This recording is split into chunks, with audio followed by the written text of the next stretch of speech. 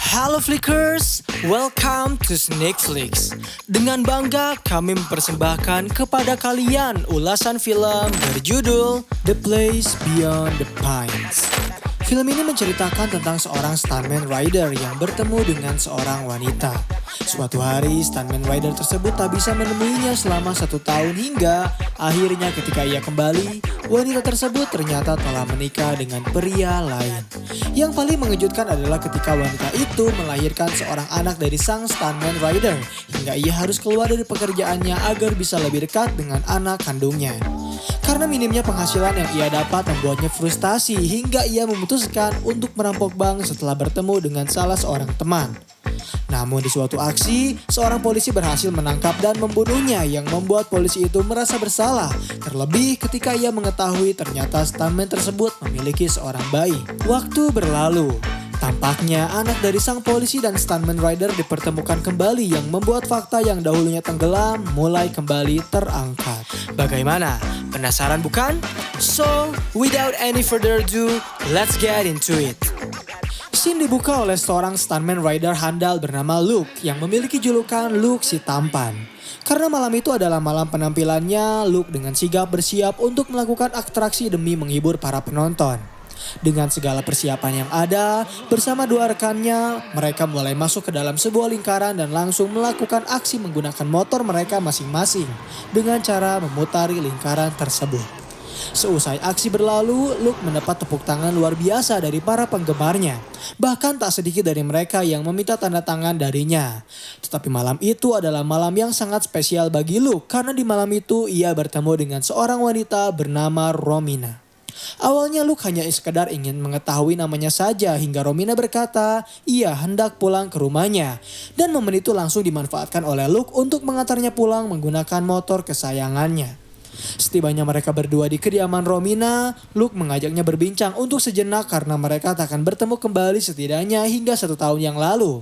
Mungkin mereka bisa menghabiskan malam ini dengan sekedar minum bir atau semacamnya. Namun ternyata Romina menolak. Ada seseorang yang telah menunggunya dan ia lebih memilih untuk menunggu Luke di tahun depan. 1 tahun berlalu, Luke yang melakukan tur keliling kota yang akhirnya menyelesaikan penghelatan tersebut dan kembali ke kota tempat di mana ia bertemu dengan Romina. Hal pertama yang ia lakukan setibanya di kota tersebut adalah menghampiri kediaman Romina untuk menemuinya. Sayang sekali saat ia mengetuk pintu ternyata yang muncul adalah seorang wanita cukup tua sedang menggendong seorang bayi. Luke tahu wanita itu siapa dan wanita tersebut juga tahu siapa itu Luke.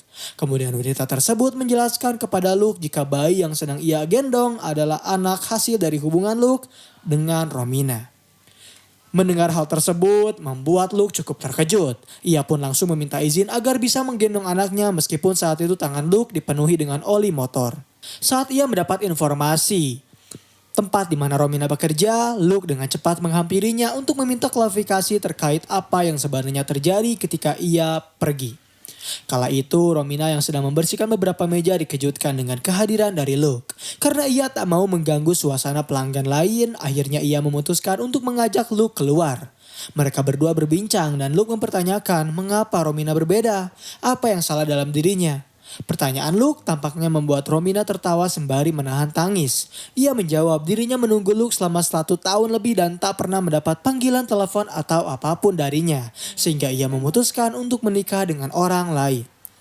Luke hanya bisa terdiam. Ia tak mempunyai kata-kata yang harus dirinya ucapkan karena ia pun menyadari kesalahan yang dirinya perbuat. Mengetahui dirinya memiliki seorang anak membuat Luke harus mengambil keputusan yang cukup berat, yakni ia berhenti menjadi seorang stuntman rider dan meminta upah mingguan dirinya kepada Jack, selaku promotor tempat di mana ia melakukan berbagai aksinya. Kini Luke tak memiliki pekerjaan, tapi ia memiliki sejumlah uang untuk membawa anak mereka bernama Jason pergi bersamanya. Keesokan harinya saat Luke hendak membawa Jason bersamanya, ternyata Romina menolak. Hari itu adalah hari waktu yang tak tepat untuk mereka beradu argumen karena ia dan suaminya yang bernama Kofi hendak membawa Jason ke gereja untuk melakukan pembaptisan. Sebagai ayah kandung, meskipun dari kejauhan, Luke tetap melihat anaknya dibaptis di gereja dengan berkat serta doa dari orang di sekeliling Romina. Bukan hari yang baik untuknya, Luke memutuskan untuk mengendarai motornya ke tengah hutan. Saat ia sedang berkendara, di sana ia melihat seorang pengendara lain yang juga sedang melakukan trail sehingga mereka saling adu kecepatan satu sama lain hingga Luke berdiri di atas bukit. Ia melihat ke bawah dan mendengar seseorang berteriak kepadanya serta memujinya karena Luke memiliki potensi handal untuk menjadi seorang pembalap motor. Bahkan pria yang tadi ketahui namanya itu menawarkan tumpangan kepada Luke untuk pergi ke kota agar ia bisa menghemat bensin motornya. Mendapat tawaran yang cukup akal, akhirnya Luke mau menerima tawaran tersebut. Di sepanjang jalan mereka membicarakan tentang motor lalu pada pekerjaan yang kini sedang Luke lakoni. Luke mengaku ia tak memiliki pekerjaan saat ini dan yang ia lakukan hanyalah mencarinya. Entah kebetulan atau tidak, ternyata pria yang menawarkannya tumpangan memiliki sebuah bengkel sehingga ia menawarkan pekerjaan kepada Luke untuk menjadi montir di sana. Sebuah bengkel sederhana dengan peralatan seadanya, Luke pun secara resmi pada hari itu menjadi pegawai dari seorang pria bernama Robin. Namun meskipun sudah mendapatkan upah darinya, Luke merasa itu semua belum cukup untuk menutupi biaya kehidupannya. Serta ia juga merasa wajib untuk memberi uang kepada Romina. Mendengar keluh kesah yang Luke ceritakan, Robin meminta maaf karena ia tak bisa memberinya lebih. Ia juga melihat situasi dan kondisi dari bengkelnya yang tak terlalu ramai. Tetapi jika Luke memang menginginkan uang cepat dan panas, ia mempunyai sedikit solusi untuknya, yaitu merampok bank. Berdasarkan pengalaman yang pernah Robin lakukan, sudah sebanyak 4 kali ia merampok bank dan tak pernah tertangkap sama sekali. Kini ia memutuskan untuk berhenti karena merasa situasi sudah tak kondusif. Tak ada jalan alternatif maupun jalan keluar lainnya, Luke mencoba berpikir sejenak. Ia ingin terlebih dahulu mendalami beberapa persiapan yang harus ia siapkan untuk merampok suatu bank. Lalu Robin memberinya informasi seperti membawa pistol, berlagak normal dan sebisa mungkin hindari kontak mata dengan polisi apabila ia diberhentikan oleh mereka. Setelah semua persiapan telah tercukupi, Luke menemui Romina terlebih dahulu untuk mengajaknya pergi dari kota ini bersama Jason. Bahkan jika Romina mau, ia boleh membawa ibunya untuk ikut bersama mereka. Terdengar seperti sebuah cerita indah, sayangnya Romina tak tertarik dengan ajakan dari Luke karena ia masih menyayangi Coffee selaku suami aslinya. Keesokan harinya Luke benar-benar mempraktekkan apa yang pernah Robin ajarkan kepadanya. Ia memperhatikan semua kasir setelah semua orang telah masuk ke dalam bank, lalu mulai membobol dengan modal 1 buah pistol saja. Melihat pria asing membawa senjata api membuat orang-orang terdiam. Mereka lebih memilih uangnya dirampok daripada harus kehilangan nyawanya sendiri dan hal itu membuat Luke mendapatkan uang yang cukup banyak.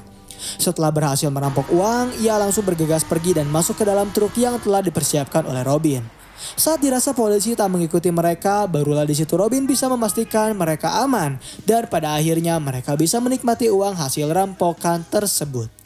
Mendapat uang yang cukup banyak pada akhirnya bisa meyakinkan Romina untuk mengajak Jason agar bermain bersama. Kala itu mereka melakukan sejenak hubungan intim sembari bertanya apa yang Jason sukai.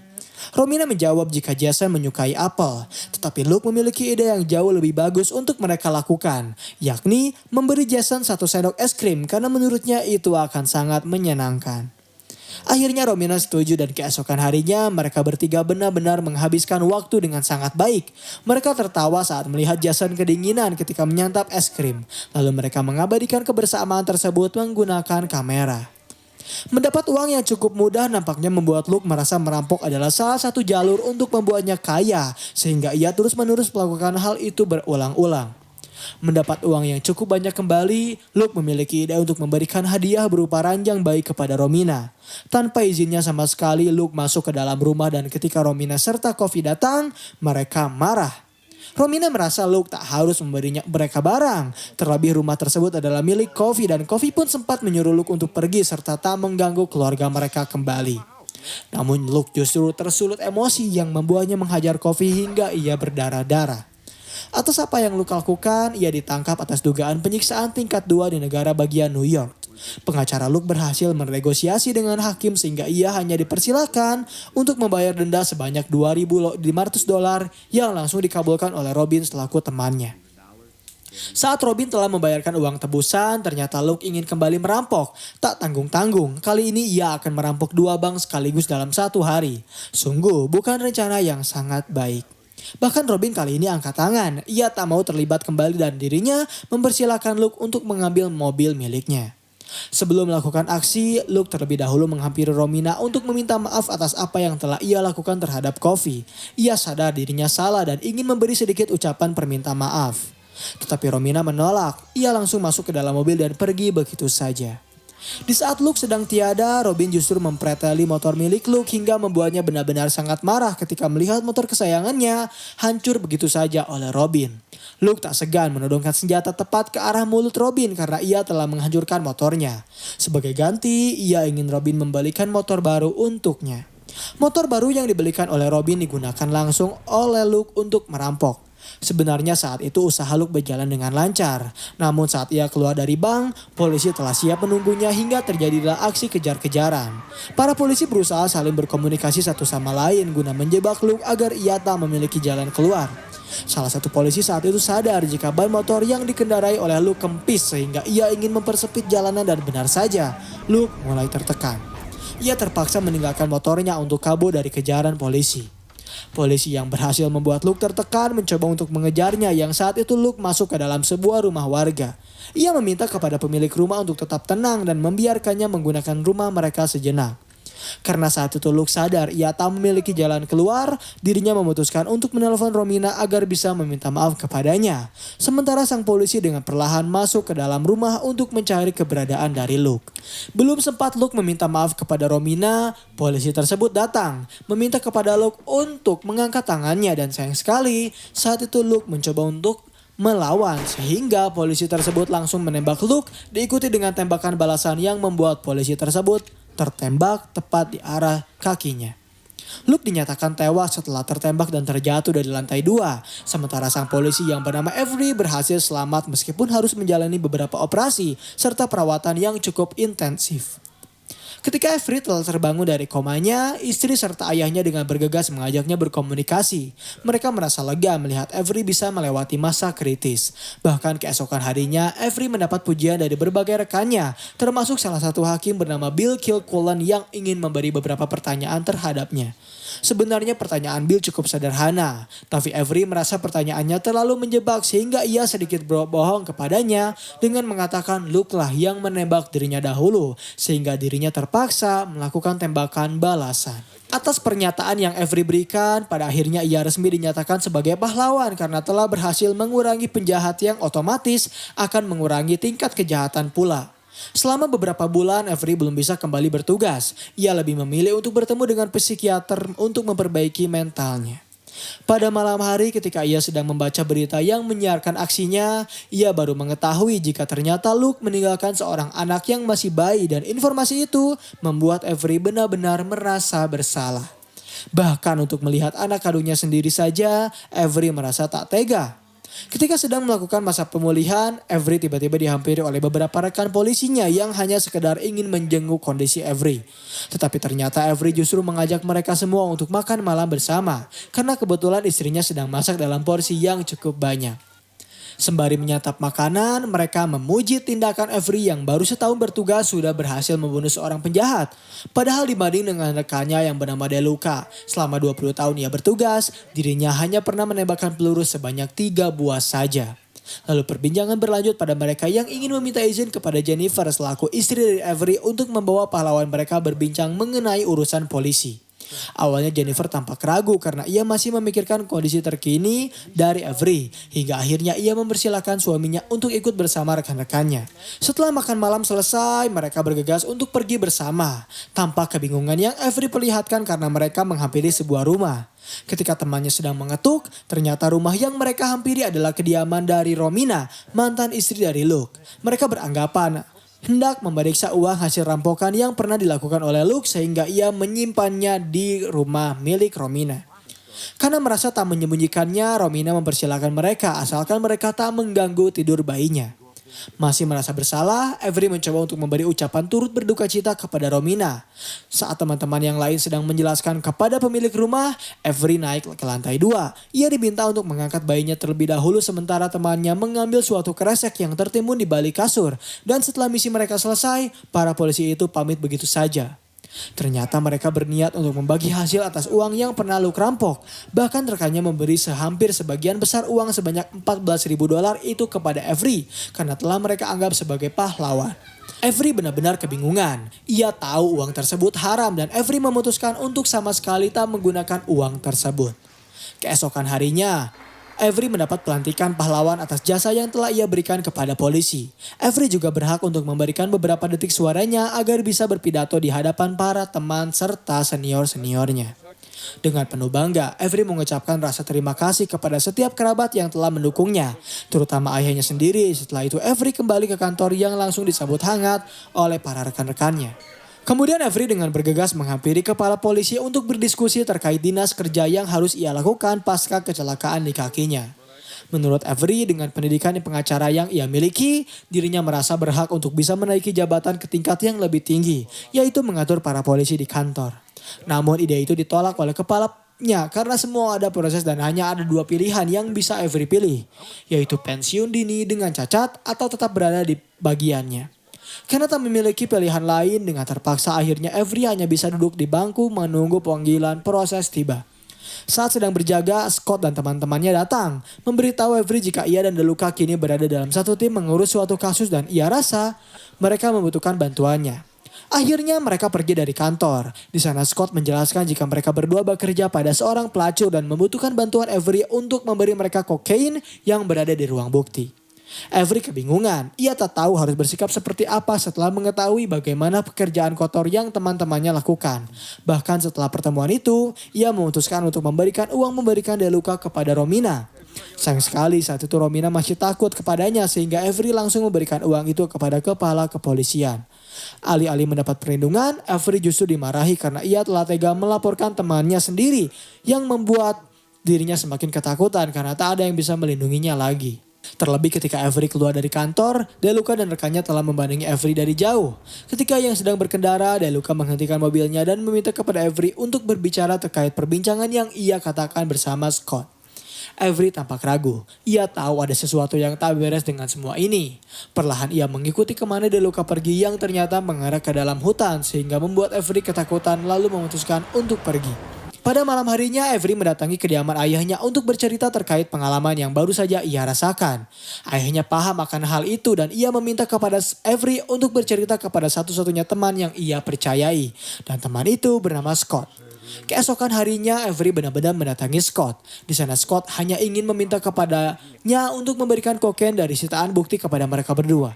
Ia menjamin setelah semuanya selesai, maka akan baik-baik saja seperti semula. Tetapi tanpa Scott sadari, ternyata percakapan itu telah direkam oleh Avery dan langsung ia kirimkan kepada kepala jaksa yang bernama Bill. Sebelum dirinya melaporkan kejadian tersebut, Avery menginginkan kesepakatan di antara mereka berdua, yaitu ia yang harus mendapat jaminan kekebalan serta Avery yang harus menjadi asisten jaksa wilayah.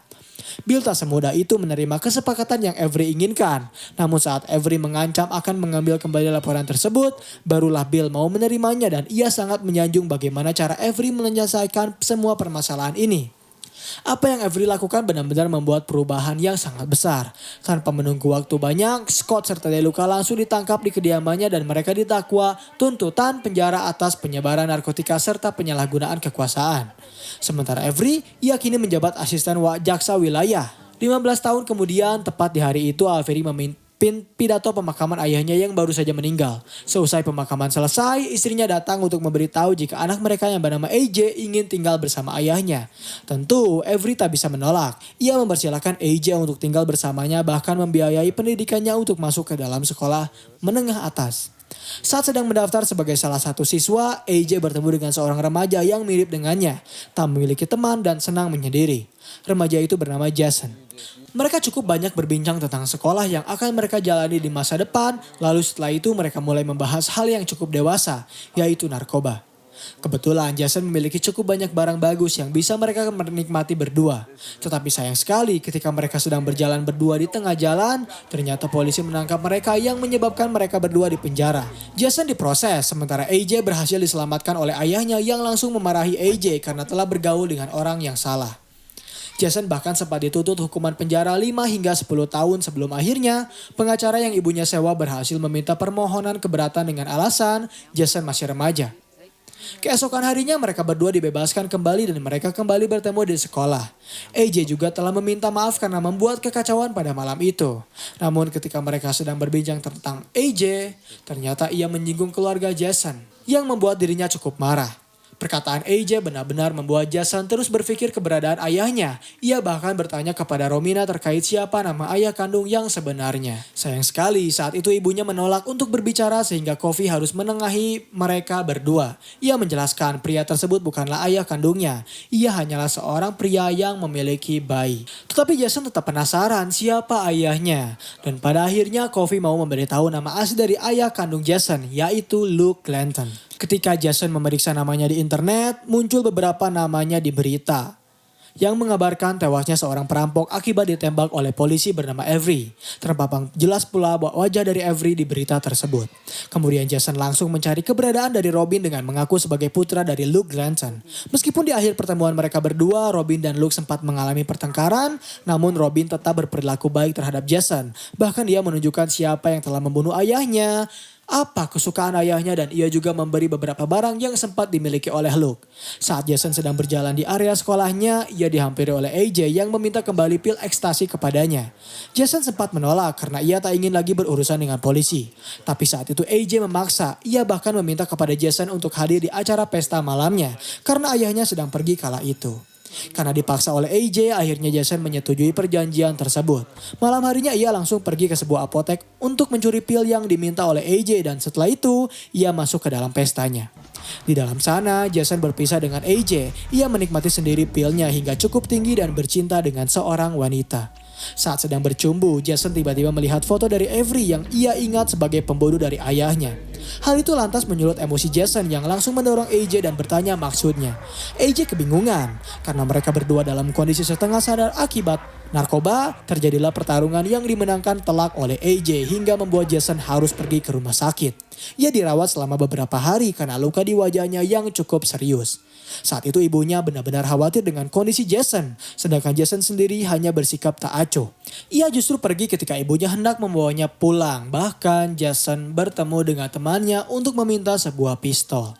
Keesokan harinya, tanpa sepengetahuan AJ, Jason masuk ke dalam rumahnya, menodongkan pistol kepadanya karena ia kesal dengan apa yang telah ayahnya lakukan. Tetapi beruntung, belum sempat Jason membunuh AJ, Avery datang, sehingga saat itu Jason lebih memilih untuk menodongkan senjata kepada Avery. Kemudian Jason meminta kepadanya untuk ikut bersamanya ke dalam hutan. Ia meminta kepada Avery agar mau memberikan jaket serta dompet miliknya. Avery menangis karena ia tahu Jason adalah anak dari seorang perampok yang telah dirinya bunuh secara tak sengaja. Setelah itu, ia pergi begitu saja membawa mobil yang dimiliki oleh Avery. Saat Avery tiba di rumah, ia melihat AJ telah dalam kondisi diperban dan Jason memutuskan untuk kabur. Ia sempat memberi surat kepada ibunya yang berisi sebuah foto di antara Luke, Romina, dan Jason. Setelah itu, Jason pergi membeli sebuah motor kepada seorang pria dan ia hendak melanjutkan perjalanan ayahnya sebagai pengendara motor yang handal. Dan film The Place Beyond the Pines berakhir di sini. Terima kasih telah menonton video pembahasan film kali ini. Bagaimana tanggapan kalian? Komen di bawah untuk rekomendasi film atau seri selanjutnya. Klik tombol subscribe untuk mengikuti perkembangan channel ini dan klik tombol like jika kalian menyukai video pembahasan kami. Dan sampai bertemu kembali di film selanjutnya.